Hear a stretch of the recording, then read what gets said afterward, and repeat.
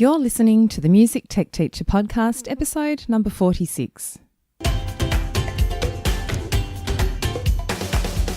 Welcome to the Music Tech Teacher podcast. Music tech tips, lesson ideas, advice, news, and interviews, especially for music teachers. Brought to you by midnightmusic.com.au. Hello and welcome to another episode of the Music Tech Teacher podcast. I'm Katie Wardrobe, a music technology education trainer, speaker and consultant from midnightmusic.com.au, where I help music teachers use technology effectively in music education. Today I wanted to talk about how you can capture students' musical creativity and share that with your school community by creating some kind of interactive display. So much of what we do with music students, of course, involves, not surprisingly, audio and video.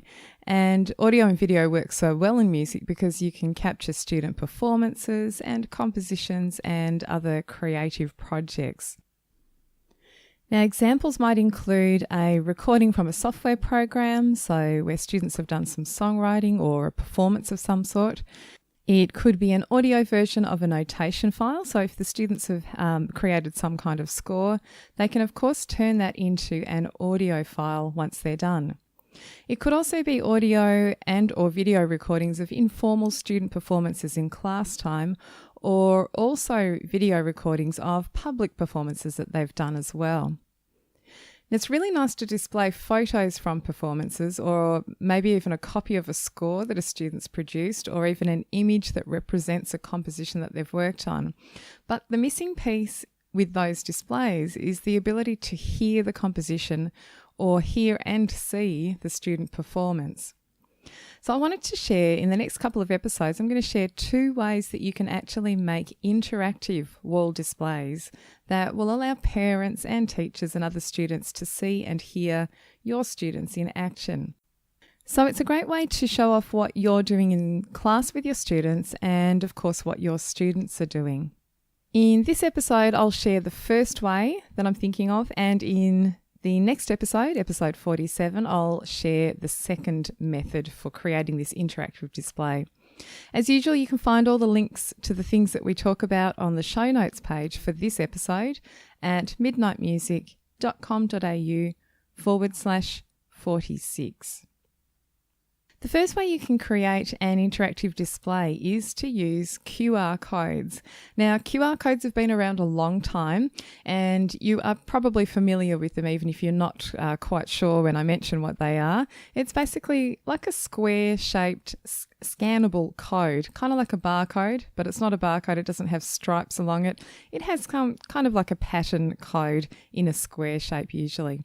You can scan these with a smartphone or an iPad, and a QR code basically takes your device, so whatever you've scanned it with, it takes your device somewhere online, and that might be a website or a YouTube video or a Google Maps location, or even to a file that you've linked to that's in Dropbox or Google Drive. And there are lots of other examples of the ways you can use QR codes. So you can think of it as a quick way to link to something that's online, and it saves the person who wants to view this file or location, it saves them actually typing in a web address. They can just open up a QR code scanning app, which is free. They can scan the code with their device, and then it takes their device straight to the URL that's linked within the QR code. So how can QR codes help with your interactive display for student work?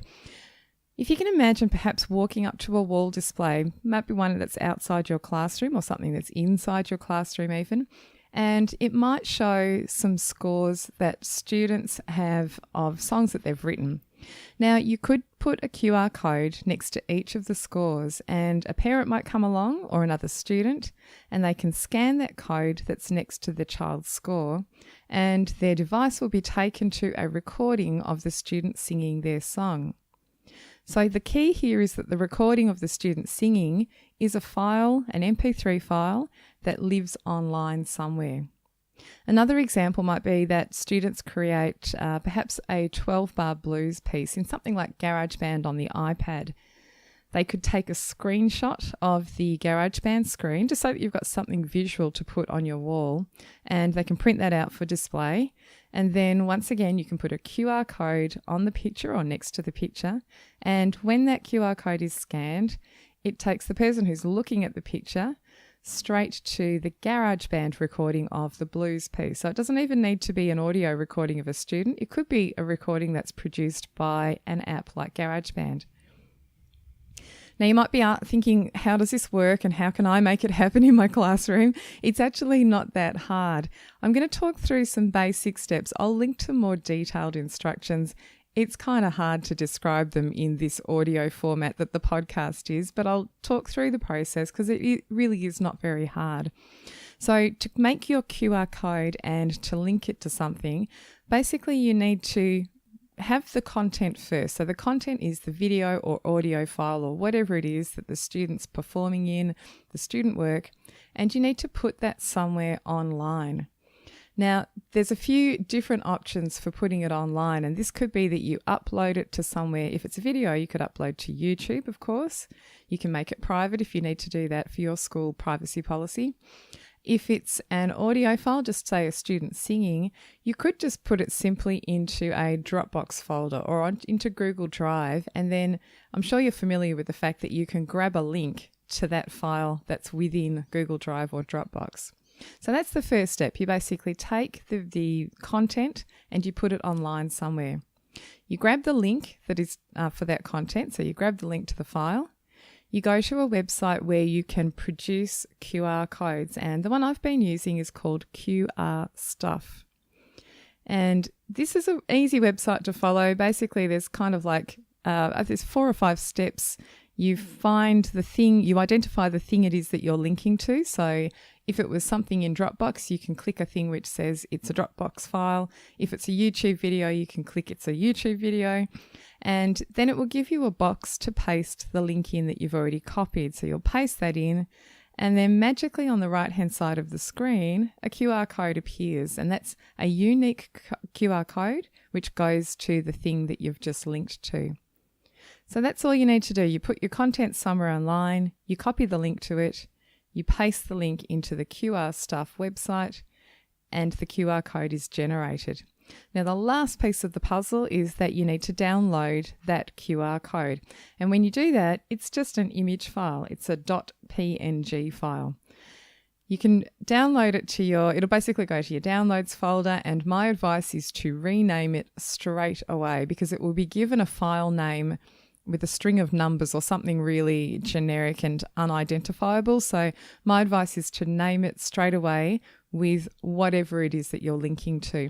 So if you had a class of students and you generated a QR code which goes to one of your students' work and her name's Mary, I would name that file that you've just downloaded Mary's Song or something like that, maybe with the year name in there as well, her grade or class. Now, once you've downloaded it and renamed it, you can do whatever you would normally do with an image. So you could add that image to a worksheet, you could add it to a PowerPoint document, you could add it to a Word document, you could just straight out print it. You don't even need to add it to something else. You could just print it from there. Or you can even put it into a score. So I've done this with Sibelius. I often use Sibelius for notation files. And I can create a Sibelius score and drag a QR code into my Sibelius score and then print out the score, and it's got the QR code there. So that's how easy it is. There's really only a few steps, and once your QR code is printed out, then it's ready to be scanned by anyone with some kind of smart device. Now, students can even generate these codes. So if you were wanting to display an entire class worth of stuff on your wall, you could actually get students to generate the codes, and it's not hard. So if they were, for instance, putting them into Google Drive, you could get them to right-click on that file, right-click, I think, and choose the link, choose to copy the link to that file. They can go to QR Stuff, generate the code, and print it out themselves. Obviously, that's going to work better if you've got students that are a bit more capable. So if you're working with really young students, you might need to do it for them. Now, this is a fabulous way, of course, to share student work like we're talking about in an interactive display. There are some other uses of QR codes which I've seen, and many, many different ones, and it just makes it easier to get a device somewhere online. So lots of teachers I know use QR codes just to get to a web address which has a long URL. So for instance, if you were working with a group of students and you wanted them to go to perhaps a Dropbox folder where you kept some files that you need them to use in class time, or it might be a Google Drive folder. And I've actually done this in workshops with teachers. If I need teachers to go to a particular Google Drive folder that I have, and I've got some things in there that we're going to use during the workshop, it's really painful for me to put up the web address for that Google Drive folder, because if you're familiar with those folders, they have really long web addresses and they're very complex. So it'll be something like docs.google.com/document/ and then a whole string of numbers and letters.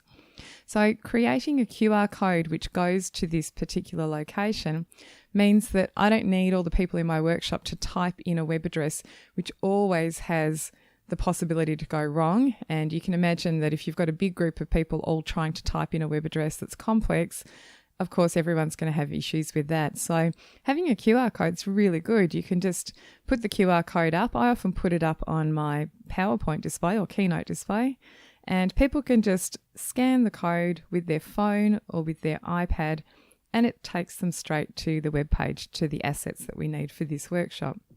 So for students, again, you can take them to a place where there might be files that you need them to use in class time. Now, the things I've suggested is if you're working with a student and maybe you're teaching them how to play something and they're having a few problems with one particular section of the piece, you know, if you were in class time with the student or in a lesson, a private lesson perhaps, or even in an orchestral rehearsal, something like that, as a teacher, you might give them some techniques to use to overcome the hurdles of playing that difficult section. So you might suggest that they repeat just a couple of bars over and over, or slow it down, or you might give them an idea of how to tackle the rhythm in a good way that's going to help them. Now, if they were struggling with a particular section of a piece, one thing you can do with QR codes is for you to create a really quick video teaching them how to do this difficult part. You could then put the video into Dropbox or Google Drive and stick a QR code into their score, even above the bar where it's the hard part, and the QR code links to the video that you've made them. So it's a great way to sort of extend your teaching reach out of class time. This episode of the Music Tech Teacher podcast is brought to you by the Midnight Music Community. The Midnight Music Community is an online space for music teachers who'd like help using technology in their music lessons. There are online courses, video tutorials, lesson plans, music tech news, and professional development certificates are provided for any training that you undertake. I'm inside the community every day, personally answering members' questions and sharing tips and ideas. The best thing is that you get to connect with hundreds of other music teachers just like you and share your own experiences and occasional music tech frustrations. For more information and a special joining price just for the listeners of this podcast, visit midnightmusic.com.au/podcast offer. That's midnightmusic.com.au/podcast offer. Another thing I've done is create a QR code quest, and this was a lot of fun. I did this a few years ago as an example of how you can use QR codes. Now, if you're a member of my Midnight Music community, you'll actually have instructions and access on how to create your own QR code quest, and I've got a couple of examples that you can download for your own use. So the example that I did was a 12-bar blues QR code quest. And essentially, I printed out large QR codes on individual pieces of paper. And above each QR code, there would be a question or something to discover about the blues. So an example was in the YouTube video that's linked to this QR code, can you identify 3 or 4 instruments that are playing, whether they're seen or just heard in the video? So for that QR code, I basically found a video online, and it was someone really well known. I can't remember who off the top of my head, but it might have been BB King, I think, linked to a video that featured a live band. And in that video, you could see some of the instruments that were playing. You could also hear some other ones which you didn't see on the screen. And then I had people go around and basically scan the QR code, watch the video and answer that question. Now, that was heaps of fun. I had a whole series of questions, about maybe 10 or 12 questions in total.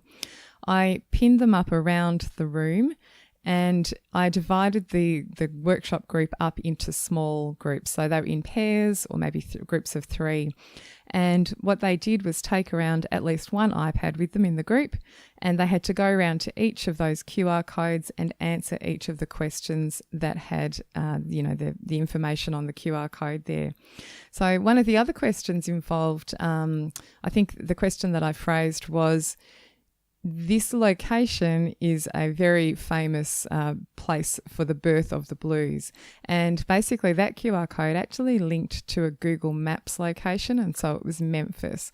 And so when you scan that QR code, it would take you to the Google Maps location. You had to kind of look and see where you were, and then that was the answer to the question. So that was lots of fun. It was a bit, it was good because I think it got people up out of their seats and walking around, and I designed the quiz questions so that it didn't matter which order they were answered in, because I knew that if I had 25 or 30 people in my workshop, it was going to be silly if they had to do them in a very specific order and go from question 1 to question 2, and there would be a bottleneck of people all crowding around this one QR code that was stuck to the wall. So I designed the question so it didn't matter which order they were answered in, and people just went off and went to each of the questions in their own time. Another one that I've done along the same lines is a Who Am I quiz. And so this one was a series of questions around a particular artist or band. And I chose the Australian singer/composer Gautier, and because it was around the time of his single Somebody That I Used to Know, which was really massive at the time. So I had a whole series of questions around who am I, and it said things like, I was born at this time, and they'd scan the QR code and it took them to a place where it said his birth date. There was questions about, songs or compositions that he'd written or things that he'd done which were unique in his compositions. He uses quite unusual instruments and sampling techniques. So I linked to some YouTube videos. I had a link to a Wikipedia article. I had a link to an article about the fact that he used this basically like a fence. It's like a sound fence, which is in outback Australia, and he used that in one of his compositions.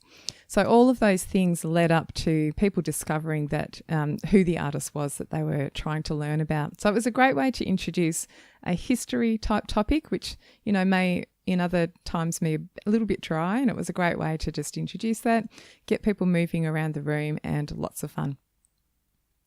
Another idea is to use QR codes to put audio information, essentially, around your school. So what you can do is have a QR code perhaps stuck next to, if you've got a building which has, been around a long time at your school, and perhaps there's some history associated with that building, you could have a QR code stuck somewhere near or on that building, and students could record information about that. So when visitors come to the school, or even other students at the school who may be younger or newer, they can scan the QR code and hear the students talking about that building. I've seen some people do audio tours in this way. So you can have a series of QR codes put around in many different locations, and people can go around and scan them, and they get taken on like an audio tour. Another really simple way of using QR codes is to create a word wall in your classroom. So if you're teaching students words that are not so familiar with them, and you're learning definitions or perhaps pronunciation of words, then you could write the word out and stick that on the wall, and have a QR code next to it where either students or you as the teacher have recorded what that word sounds like, and maybe even what it means, what the definition is as well.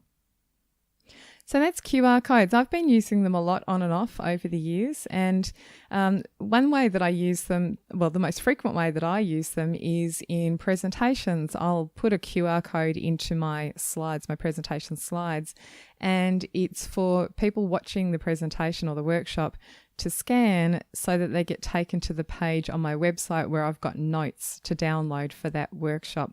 So it might be a list of apps that I'm talking about, or maybe a tutorial or steps of things that I'm going through that day. And having a QR code, once again, even if I give them a simple website address to type in to get those notes or download the list of apps, there's always people in the workshop who have a bit of trouble with that, and it takes quite a long time. It kind of wrecks the flow of the presentation. So it's much easier to have a QR code, scannable QR code there. You just display it as usual on the data projector, and people can just lift up their devices and scan it that way. So lots of fun, really useful. Now, QR code training, I'm actually developing a new course which is going into my paid community, so the Midnight Music community, and QR code training is going to be part of that. I've got some bits and pieces of QR code training already in there, but I'm putting together this new course which I'm tentatively calling the Music Tech Bootcamp, Essential Skills for Music Teachers. It's a bit of a long title. I always have long titles for things, so I may shorten it a little bit over time, come up with something a bit more succinct, but I think that, essentially that's going to be a group of tutorial videos that will take you through some useful basic tech skills that I think are really essential for people to know and may be beneficial, and they may not know they even exist yet. So this course will take you through all those great simple things that you can use in your classroom and apply them to the music scenario. In the second part of this two-part series, I'm going to talk about another method that you can use to make your displays interactive. So instead of QR codes, there's another method. And the second option involves creating images for your wall that actually come to life. It's a little bit like the moving pictures that you see in the newspapers in the Harry Potter movies. So if you've seen those movies, you'll know that when they open up the newspaper, if there's a picture of someone in the newspaper, it actually moves like it's a live video or like a live feed of that person. Really fabulous. So this method that I'm going to talk about in the next episode involves that sort of thing where you've got moving pictures on a flat piece of paper. And it involves augmented reality, but it's not as complex as it sounds. I know probably when you hear augmented reality, it sounds really complex, but I'm going to share with you some really good examples that I found of music teachers who are using this technology, and they're using it to show off student work.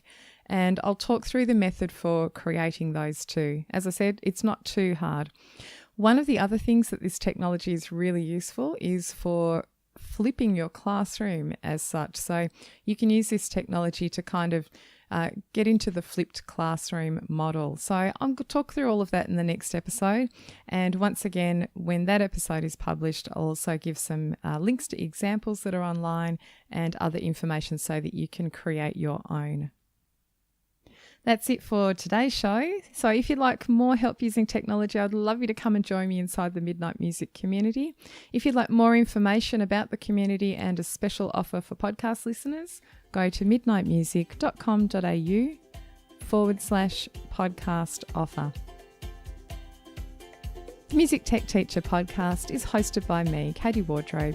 You can find more information and links from today's episode at midnightmusic.com.au/46. Thanks for listening, and I'll see you next time.